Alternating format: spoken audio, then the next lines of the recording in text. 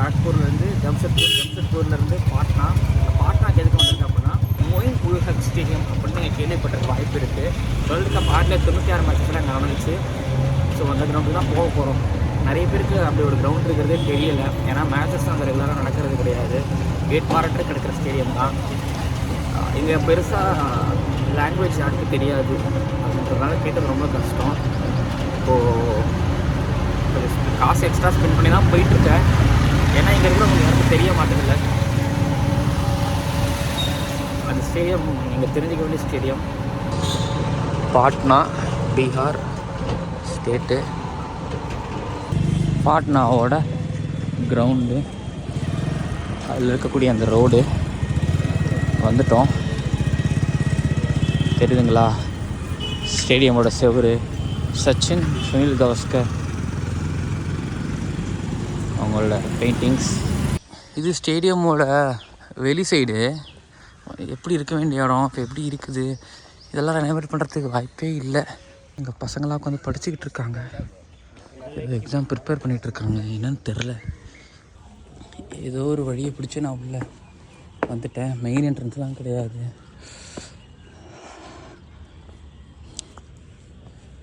இந்த கிரவுண்டு தாங்க. இதுதான் மொயின் ஹக் ஸ்டேடியம். தெரியுதுங்களா? நான் நின்றுட்டுருக்கிறது பாட்னா, பீகாரில் பாட்னாவில் இருக்கக்கூடிய மொயின் உல் ஹக் ஸ்டேடியமில் தான் நான் நின்றுட்டுருக்கிறேன். கொஞ்சம் நாளைக்கு முன்னாடி நீங்கள் வந்து இந்த கிரவுண்டை பார்த்துருப்பீங்க.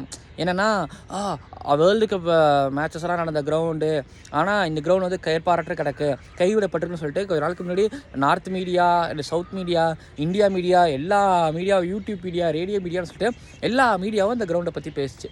ஏன்னா அப்போ அவங்களுக்கு நியூஸ் தேவை. அப்போ மும்பை விளையாண்டாங்க, ரஹானே இருந்தார், சிவம் துபேலாம் இருந்தாங்க. ஸோ அப்போ போட்டால் கொஞ்சம் வைரலாக இருக்கும், கொஞ்சம் வியூஸ் கிடைக்கும். ஆமாம், யூடியூப்காரன் நானே சொல்கிறேன், நானே அடிப்பேன், கண்டிப்பாக நானே அடிப்பேன். ஏன்னா அவங்க அப்போ மட்டும் தான் பேசுவாங்க. சரி ஓகேங்க, அப்படி பேசுனதால நல்லது நடந்துச்சுன்னா தெரில, நடந்துச்சுன்னா சந்தோஷம், நடந்துச்சுன்னா ரொம்ப சந்தோஷம். இதே மாதிரி ஹரியானாவில் ஒரு கிரவுண்ட் இருக்குது, கபில் தேவில் விளையாண்ட கிரவுண்ட் இருக்குது. முடிஞ்சால் பேசுகிறாங்களான்னு பார்ப்போம். ஆனால் பேசுவாங்க. எப்போ தெரியுமா பேசுவாங்க? யாராவது ஒரு பிளேயர், இல்லைங்களா, யாராவது ஒரு முக்கியமான பிளேயர் அங்கே போய் ரஞ்சி ட்ரோஃபி மேட்ச் விளையாண்டாலும் அங்கே வந்து பேசுவாங்க. இங்கே நடக்குதா? அங்கே மேட்சஸ் எனக்கு தெரிஞ்சு பெருசாக நடக்கிறதில்ல, அதனால் பெருசாக பேச மாட்டாங்க, கைவிட்டாச்சு. ஸோ இந்த கிரவுண்டு பொறுத்த வரைக்கும் வந்து பார்த்திங்கன்னா இது பீகார் கிரிக்கெட் அசோசியேஷனோட ஒரு கிரவுண்டு. பீகார் கிரிக்கெட் அசோசியேஷன் வந்து அழிஞ்சிச்சு, 2000 வந்து அழிஞ்சிச்சு. 1935 தொடங்கினாங்க. அப்போது ஜார்க்கண்ட் கிரிக்கெட் அசோசியேஷன் தொடங்கினதுக்கப்புறமா வந்து பார்த்திங்க அப்படின்னா பீகார் கிரிக்கெட் அசோசியேஷனும் வந்து அப்போ தான் அழியவே ஆரம்பிச்சிது. ஸோ பீகார் கிரிக்கெட் அசோசியேஷன் அழியும் பொழுது இந்த கிரவுண்டும் அழிய ஆரம்பிச்சிருச்சு. ஸோ அதான் சொல்லலைங்க, 2001 ஜார்க்கண்ட் ஸ்டேட் கிரிக்கெட் அசோசியேஷன் உருவாச்சு. இங்கே 1996 வேர்ல்டு கப் மேட்சஸ் இங்கே நடந்துச்சு. அந்த 3 மேட்சஸ், அதாவது வேர்ல்டு கப் நடந்த அந்த 3 மேட்சஸ் இருக்குது இல்லையா, அந்த 3 மேட்சஸ் யார் இங்கே வந்து விளையாண்டாங்க அப்படின்னா அப்போதைய சாம்பியனாக இருந்த ஸ்ரீலங்கா தான் இங்கே வந்து ஆடினாங்க. அவங்க கஷ்டப்படுவாங்களா இல்லையா தெரியல, எனக்கு ரொம்ப கஷ்டமாக இருக்குது. என்ன ரொம்ப பொங்குற நீங்கள் கேட்கலாம். சீரியஸாக இந்த கிரவுண்டு எனக்கு ரொம்ப பிடிச்சிருக்கு, ரொம்ப அழகாக இருக்குது இந்த கிரவுண்டு. நான் இது வரைக்கும் ஓல்டு கிரவுண்ட் நிறையா போயிருக்கிறேன், பார்த்துருக்குறேன். கைவிடப்பட்ட கிரவுண்டு பார்த்துருக்குறேன், இப்போ விளையாடுற கிரவுண்டு நான் பார்த்துருக்குறேன். ஏன்னா மாதாராவ் சிந்தியா கிரவுண்டை விட, ராஜ்கோட்டில் நான் அந்த கிரவுண்டு பார்த்தேன், அதை விட பிரியதர்ஷினி ஸ்டேடியமை விட, லால் பகதூர் ஸ்டேடியம் விட எனக்கு இந்த கிரவுண்டு பிடிச்சிருக்கு. ஏன்னா அங்கே இருக்கக்கூடிய ஸ்கோர் போர்டு, அந்த ஸ்கோர் போர்டு இருக்குல்ல, ஸ்கோர் போர்டு வந்து ரொம்ப விசிபிளாக இருக்குது. ஓகேங்களா? பிளேயர்ஸ் நின்று விளையாண்டு பார்க்கும்பொழுது ஒசரலமாலாம் பார்க்க தேவையில்ல, அப்படி நின்றுக்கிட்டே இப்படி பார்த்தாலே எல்லாமே கிளியராக தெரியும். ஸ்கோரு, ஓவரு அது தெரிஞ்சாலே போதில்லை, அது மட்டும் கிளியராக, ரொம்ப கிளியராக தெரிகிற மாதிரி இருக்குது. மற்ற ஊரில் பார்த்ததுல என்ன தெரியல, மற்ற ஊரில் நான் இந்த மாதிரிலாம் சிறப்பாலாம் பார்த்தது கிடையாது. அதாவது 11 பிளேயரோட ஸ்கோரையும் போணுங்கிறதால எதுவுமே தெரியாமல் இருக்கும். இப்போல்லாம் ஜார்க்கண்ட் ஸ்டேட் கிரிக்கெட் அசோசியேஷனோட ராஞ்சி கிரவுண்ட்லையும் அப்படி தான் இருந்துச்சு. ஆனால் எனக்கு இந்த கிரவுண்ட் ரொம்ப பிடிச்சிருக்குது. அதுக்கு காரணம் என்னென்னா அங்கே இருக்கக்கூடிய அந்த ஸ்கோர் போர்டு கீழே ரொம்ப விசிபிளாக, ரொம்ப ஹைட்டில் இல்லாமல் கீழோட இருக்குது. ஃபேன்ஸ் பார்த்தாலும் தெரியும், அங்கே இன்னும் மிடில் ஆஃப் த பிச்சிலேருந்து நின்று பிளேயர்ஸ் பார்த்தாலும் தெரியும், அம்பையர்ஸ் பார்த்தாலும் எல்லாருக்கும் தெரியும் ஒன்று. அதுக்கப்புறம் வந்து பார்த்திங்கன்னா அங்கே இருக்கக்கூடிய விஐபி சீட்ஸ், அந்த காலத்து கிரவுண்ட்லாம் வந்து பார்த்திங்க அப்படின்னா ஸோ அந்த மாதிரி நான் பார்த்தது கிடையாது. அதுவும் அதிகமாக இருக்கிற மாதிரி எனக்கு தோணுது. எனக்கு இந்த 2 விஷயமும் எனக்கு ரொம்ப பிடிச்சிருக்கு இந்த கிரவுண்டை பொறுத்த வரைக்குமே. வந்து பிரியதர்ஷினி ஸ்டேடியமும் இப்படி தான் இல்லைங்களா, இது லிட்டரலி இதே மாதிரியான ஒரு டிசைன் தான் இல்லைங்களா. அதாவது ஓவரால் கிரவுண்டே ஒரு மாதிரி ரவுண்டாக இல்லாமல் ஒரு மாதிரி செவ்வக ஷேப்பில் இருக்கக்கூடிய ஒரு கிரவுண்டு தான் இது. ப்ளஸ் பிரியதர்ஷன் ஸ்டேடியமில் எப்படி வந்து மரம்லாம் உள்ளே எட்டி பார்க்குமோ அதே மாதிரி உள்ளே வந்து பார்த்திங்கன்னா மரம்லாம் எட்டி பார்க்குது. அதுக்கப்புறம் வந்து இங்கே அப்ஸ்டேர்லாம் கிடையாது. அந்த காலத்து கிரவுண்டில், அதாவது 60s 70s 80s ரெடி பண்ண கிரவுண்டில் வந்து அப்ஸ்டேர்ஸ் கிடையாது. ஆனால் இங்கே நிழல் இருந்ததுக்கான அத்தாட்சி வந்து நான் காமிக்கிறேன். நிழலுக்காக இதெல்லாமே வந்து பார்த்திங்கன்னா ரூஃப் டாப்புக்காக தான் இருந்திருக்குது. இந்த இடம் எல்லாமே வந்து ரசிகர்கள் பார்க்குறாங்கன்னா அவங்களுக்கு வந்து நிழல் கொடுக்கறதுக்கு இங்கே வசதி இருந்திருக்குது, இல்லாமலாம் கிடையாது. பிச்சு ரெடி பண்ணிகிட்டு இருக்கிறாங்க, வாட்டரிங்லாம் பண்ணி ரெடி பண்ணிகிட்டு இருக்காங்க. பரவாயில்ல, அதையாவது பண்ணுறாங்களேன்னு எனக்கு தோணுது. நீ நியூஸில் பார்த்துருப்பீங்கள, பாருங்கள் புதர் மண்டி கிடக்குது, கேட்பாரற்று கிடக்குதுன்னு சொல்லிட்டு இருக்குது. ஆமாம், அப்படி தான் இருக்குது. இது இங்கே தான் 2-3 நாய்க்குட்டிலாம் உட்காந்துருந்துச்சு. அப்புறம் அங்கே இருக்கிற ஒரு பையன் வந்து அந்த கிரவுண்டில் தங்கியிருக்கிறாப்புல, அவங்களோட ஃபேமிலி இந்த கிரவுண்டில் தங்கியிருக்குது. அப்பார்ட்மெண்ட் ஆக்கிட்டாங்க அந்த கிரவுண்டையே. பியூட்டிஃபுல் கிரவுண்ட், ஆனால் அதை மெயின்டைன் பண்ணாமல் விட்டாங்க. கொஞ்ச நாளைக்கு முன்னாடி ரஞ்சி ட்ரோஃபி மேட்சஸ் நடந்துச்சு, செம்ம கூட்டம். இங்கே ஆல்ரெடி சஞ்சு சாம்சனை பார்க்குறதுக்காகவும், ரஹானேவெல்லாம் பார்க்குறதுக்காகவும், சிவம்துபேவெல்லாம் பார்க்குறதுக்காகவும் இங்கே செம்ம கூட்டம் வந்து இருந்துச்சு. நான் சொல்லலைங்க, அந்த கிரவுண்டுக்குள்ளே மரம் உள்ளே வருதுல்ல பாருங்களேன், கிரவுண்டுக்குள்ளே மரம் வருது, நிழல் தருது. என்ன சந்தோஷப்பட்டுக்கிறேன்னா, பரவாயில்ல ரெடியாவது பண்ணுறாங்களே கிராஸஸ்லாம் வச்சு. கிராஸஸ் கூட இல்லை போங்க அப்படின்னு சொல்லிடுவாங்களோ அப்படின்லாம் எனக்கு தோணுச்சு. ஸ்டேடியம் இவங்க மெயின்டைன் பண்ணல, உள்ள பிச்சை அவங்க மெயின்டைன் பண்ணிட்டு வந்துட்டுருக்காங்க. அது வரைக்கும் சந்தோஷம். கிராஸஸ் பார்க்க முடியுது, கிராஸஸ் இன்னும் வந்து உயிரோடு இருக்குது. வாட்டரிங் பண்ணிகிட்டு இருக்காங்க, ரோலர்லாம் வச்சு ஓட்டிக்கிட்டு இருக்கிறாங்க. எனக்கு பயமாக இருக்குது, எங்கேயாவது நடந்து போகும்போது கீழே தடிக்கி விழுந்துருவோன்னு சொல்லிட்டு. மரமாக இருந்திருக்கு, மரம் இருந்திருக்கு, வெட்டியிருக்கிறாங்க. இதே மாதிரி தான் இல்லைங்களா, அரச மரம் தான் வெட்டியிருக்கிறாங்க. ஸ்ரீலங்கா வந்து 1996 வேர்ல்டு கப் 3 மேட்சஸ் இங்கே தான் வந்து ஆடினாங்க. அவங்க தான் சாம்பியன்ஸு. அவங்க வந்து பெருமையாக சொல்கிறாங்க, டே நாங்கள் வேர்ல்டு கப் வின் பண்ணோம் அப்படின்னு சொல்கிறாங்க. அப்போது அங்கே இருக்கக்கூடிய பிளேயரோட பையன், அப்பா நீங்கள் விளையாண்ட மேட்சஸோட கிரவுண்ட்லாம் சொல்லுங்கள். அப்படி கேட்டுச்சுன்னு வச்சிங்களேன், நான் வந்து பாட்னாவில் இருக்கக்கூடிய ஒரு கிரவுண்டில் விளையாண்டோம் அப்படின்னோடனே அந்த குழந்தை வந்து இந்த கிரவுண்டை சர்ச் பண்ணிச்சுன்னா, இந்த கிரவுண்ட்லையா போய் சொல்லாதீங்க, அப்படி ஒரு கிரவுண்டே இல்லை அப்படின்னு சொல்லிடுச்சுன்னா, அப்படி தான் இருக்குது இந்த ground. 1996 world cup winning champions விளையாண்ட கிரவுண்டு இப்போ இப்படி தான் இருக்குது இந்த கிரவுண்டு. கென்யா அப்போ செம்மையான ஒரு டீமு, கென்யா, ஜிம்பாவே, அப்புறம் ஸ்ரீலங்கா எல்லாம் இங்கே விளையாண்டுருக்குறாங்க. இந்த கிரவுண்டு இப்போ இப்படி இருக்குது. அதாவது வெறும் கிரவுண்டாக இருந்தால் கூட பரவாயில்ல, ஸ்டேடியமாக இருந்து கை விட்டுருக்குறாங்கன்னா பார்த்துக்கோங்களேன். இதெல்லாம் பார்க்கவே சீரியஸில் கஷ்டமாக இருக்குது, ரொம்ப கஷ்டமாக இருக்குது. கால நேரத்தில் நாங்கள் வந்திருக்கவே கூடாது, கால நேரத்தில் நான் இப்படிப்பட்ட விஷயங்களை நான் பார்த்துருக்க கூடாது. நான் இது படிச்சிருக்கேன், பார்த்துருக்கேன். இதுக்கு முன்னாடி 2018 வாக்கிலே தெரியும் இப்படி ஒரு கிரவுண்ட் இருக்குதுன்னு சொல்லிட்டு. அது விவிஐபி சீட்ஸ் நினைக்கிறேன், அது விஐபி சீட்ஸ் நினைக்கிறேன் நான். ஏன்னா தடுத்துருக்குறாங்க, புரியுதுங்களா, தடுத்துருக்குறாங்க. அது கமெண்ட்ரி பாக்ஸ் ஓகேங்களா. அப்போ கமெண்ட்ரி பாக்ஸாக தான் அது கண்டிப்பாக இருந்திருக்கணும். பிளேயர்ஸோட ட்ரெஸ்ஸிங் ரூம் வந்து அங்கே இருக்குது பாருங்கள், அது பிளேயர்ஸோட ட்ரெஸ்ஸிங் ரூமு. இப்போவும் அதான் ட்ரெஸ்ஸிங் ரூமு. இது கமெண்ட்ரி பாக்ஸுங்களா, மேலே விவிஐபி சீட்ஸு. இது அது பக்கத்தில் பாருங்கள், இது வந்து பார்த்திங்கன்னா விஐபி சீட்ஸுங்களா. சரி, இதுக்கெல்லாம் காரணம் யார், என்ன எப்படி ஆச்சு அப்படின்னு கேட்குறீங்களா? என்ன ஆச்சு அப்படின்னா, 1996 வேர்ல்டு கப் இங்கே நடந்துச்சு. 2001 வந்து அப்போது பீகார் கிரிக்கெட் அசோசியேஷன் இருந்துச்சு. அப்புறம் என்ன ஆச்சு அப்படின்னா, 2 அசோசியேஷனாக அப்போ ஆக்கிவிட்டாங்க. பிரச்சனையாச்சு. ஜார்க்கண்ட் ஸ்டேட் கிரிக்கெட் அசோசியேஷன் பிரிஞ்சுது, பீகார் கிரிக்கெட் அசோசியேஷனே 2 ஆச்சு. ஒரு வரையில் 2 கத்தியா. இப்போ கூட ஒரு பிரச்சனை நடந்துச்சுல்ல, மும்பைக்கு அகேன்ஸ்டாக வந்து பார்த்திங்க அப்படின்னா பிரசிடெண்ட்டோட ஒரு 11 இருக்குது, செக்ரட்டரியோட ஒரு 11 இருக்குது பீகாரோடது. ஆனால் யார் முதல்ல கிரவுண்டுக்கு வராங்களோ அவங்க மேட்ச் ஆடிட்டாங்க அப்படிங்கிற மாதிரி ஒன்று இருந்துச்சுல. இதே பிரச்சனை இப்போ இல்லை, அப்படிலேருந்தே இருந்துக்கிட்டு இருக்கு. பார்த்தாங்க பிசிசி வான் பண்ணிகிட்டே இருந்தாங்க. சரி ஓகேப்பா, சரிப்பட்டு வரல.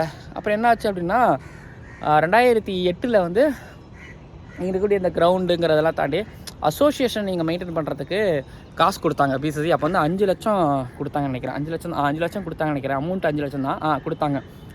இவங்க என்ன பண்ணிட்டாங்க, எடுத்து இந்த அதாவது அசோசியேஷன் அவங்க ரெடி பண்ணாமல் அவங்க ரெடி பண்ணிக்கிட்டாங்க, காசை அடிச்சிட்டாங்க. 2-3 பிசிசிக்கு அது தெரிஞ்சு போச்சு. கேட்டுகிட்டே இருந்திருக்காங்க, கணக்கு எடுத்துகிட்டே இருக்கிறாங்க, அது சரியாக வரலை. கிட்டத்தட்ட வந்து திரும்ப கொடுக்கவே இல்லை பிசிசி. 2008 இப்படி கொடுத்ததுக்கப்புறம் சரியாக கணக்கு கட்டியா, 2009, 2010, 2011 அதெல்லாம் கொடுக்கவே இல்லை. அப்புறம் பார்த்தாங்க, அப்போவே பேன் பண்ணி விட்டுட்டாங்க. அந்த பேனுக்கு அப்புறம் எங்கள் பீகார் கிரிக்கெட்டே கிடையாது ஓகேங்களா. பீகாரில் கிரிக்கெட் இருந்துச்சு, பீகார் கிரிக்கெட் பிளேயர்ஸ் வந்து வேறு ஸ்டேட்ஸுக்கு போய் ஆடலாம் அப்படிங்கிற மாதிரி தான் இருந்துச்சு. இப்போது இதுலேருந்து இப்படி பிழைச்சவங்க ஷபாஸ் நதீம், அதுக்கப்புறம் மகேந்திர சிங் தோனி பீகார் கிரிக்கெட் அசோசியேஷனுக்கு தான் 2000 ஆடினார். அப்புறம் ஜார்க்கண்ட் ஸ்டேட் கிரிக்கெட் அசோசியேஷன் வந்ததுனால அவர் போய் ஆடிட்டார். இஷான் கிஷன்லாம் பீகார்காரர் தான், ஆனால் அவர் ஜார்க்கண்ட் ஸ்டேட் கிரிக்கெட் அசோசியேஷனில் ஆனார். ஏன்னா இப்போ பீகார் கிரிக்கெட் அசோசியேஷன் கிடையாது. அப்புறம் சரி ஓகேரா நீங்கள் கொஞ்சம் போனால் போதுன்னு சொல்லிட்டு 2016 பீகார் கிரிக்கெட் அசோசியேஷனை ரெடி பண்ணி அதுக்கப்புறம் பேனர் லிஃப்ட் பண்ணாங்க. பேனர் லிஃப்ட் பண்ணதுக்கப்புறமா இன்னும் அந்த பிரச்சனை போயிட்டுருக்கு. இப்போ கூட இந்த வருஷத்தில் ஒரு 14 வயசு பையன் டெபியூ ஆகிக்கிறாப்புல. யார் முதல்ல கிரவுண்டுக்கு வராங்களோ அவங்க வந்து ரஞ்சி ட்ரோஃபி ஆடிக்கலாம் இப்படிங்கிற அளவுக்கு போயிட்டுருக்கு. சில விஷயம் யாராலையும் எதுவும் பண்ண முடியாது. அது எக்கச்சக்கமான அரசியல் விஷயம் இருக்கும், சொல்ல முடியாது. சில பல விஷயம்லாம் ஓப்பனாகவே இங்கே பீகாரில் பிசிசிஐயில் எதுவுமே பண்ண முடியல அப்படிங்கிறது தான் ஒரு உண்மை. ஒன்று பண்ணால் திரும்பவும் பேன் பண்ணணும். இதனால் பாதிக்கப்பட போகிறது இங்கே இருக்கக்கூடிய பிளேயர்ஸ் தான் பாதிக்கப்படுவாங்க. ஸோ இப்போ சொல்லுங்கள், பிசிசிஐ காரணமாக பீகார் கிரிக்கெட் அசோசியேஷன் காரணமாக?